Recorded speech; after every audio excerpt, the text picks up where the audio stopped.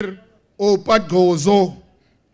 The loss of lives resonated with all of us across the country, not only because the ANC leadership then, led by the Secretary General of the African National Congress, Comrade Cyril Ramaphosa, who is the current president of the Republic, was in the forefront of this march, but because it was as a result of the typical modus operandi of the government of the day, which was to respond with gunshots against unarmed peaceful protesters who wanted nothing more than freedom. What was intended to be a peaceful march to Bhisho to demand that Gozo be removed as Siskai leader instead of be removed as a Siskai led instead to a massacre. Today, 31 years later, the impact of the event is still being felt by all of us, especially those who lost their loved ones.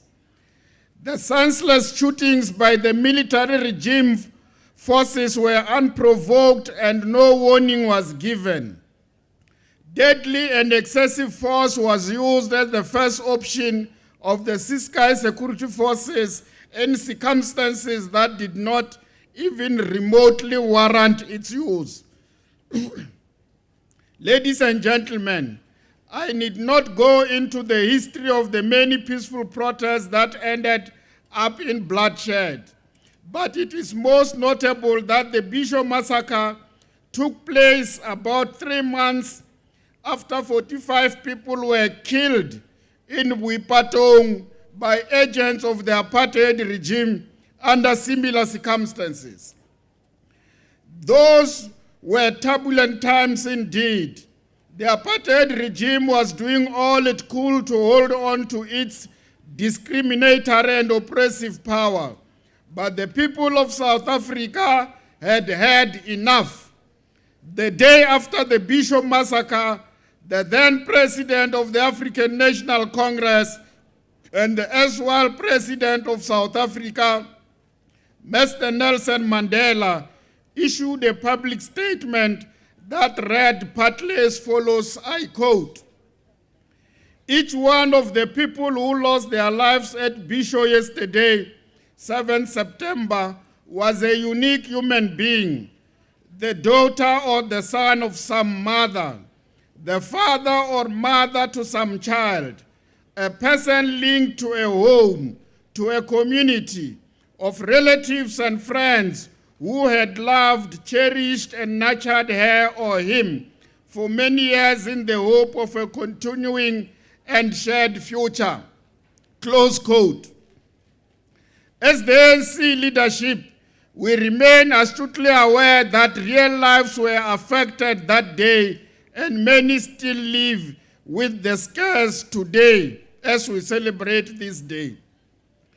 The comrades who were killed or injured on that day had families, families who lost a father or a mother or a son or a daughter, a brother or a sister, and so on.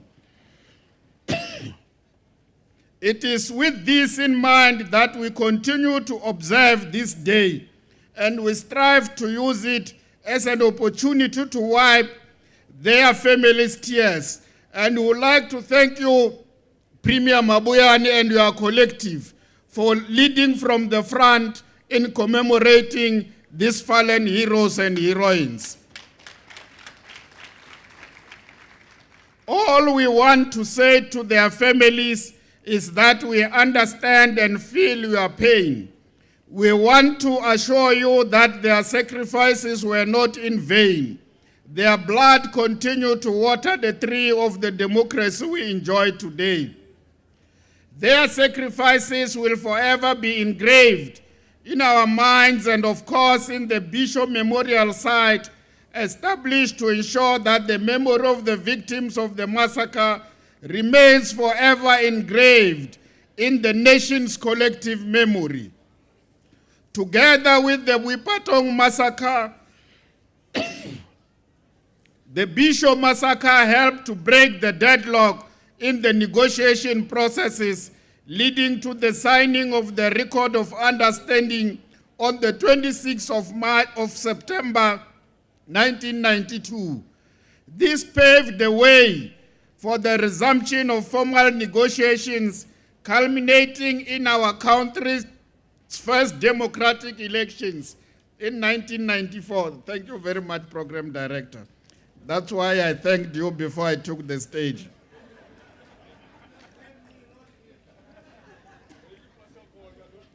No, you provide leadership. It's highly appreciated, Premier.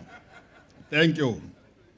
Program Director, I am raising this point not as an mkhabulo, but I'm raising it to remind us that unity, determination, and sacrifice of this nature are a part of a disciplined and democratic order.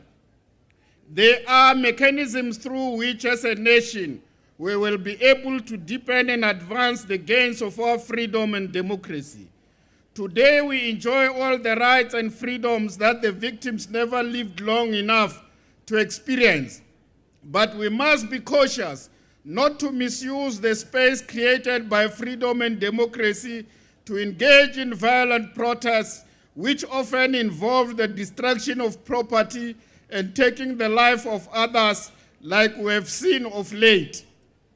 Ladies and gentlemen, allow me not at this point commend the past and present leadership. Ladies and gentlemen, allow me to at this point commend the past and present leadership of the Eastern Cape Province for their visionary decision to preserve the liberation heritage of this area through the Bhisho Massacre Memorial Site. Because this is not about the Bhisho Massacre. This is about the history of the people of the Eastern Cape. Who led by blackmailing us not to talk about the past. We must unashamedly talk about the past so that we can understand where we come from.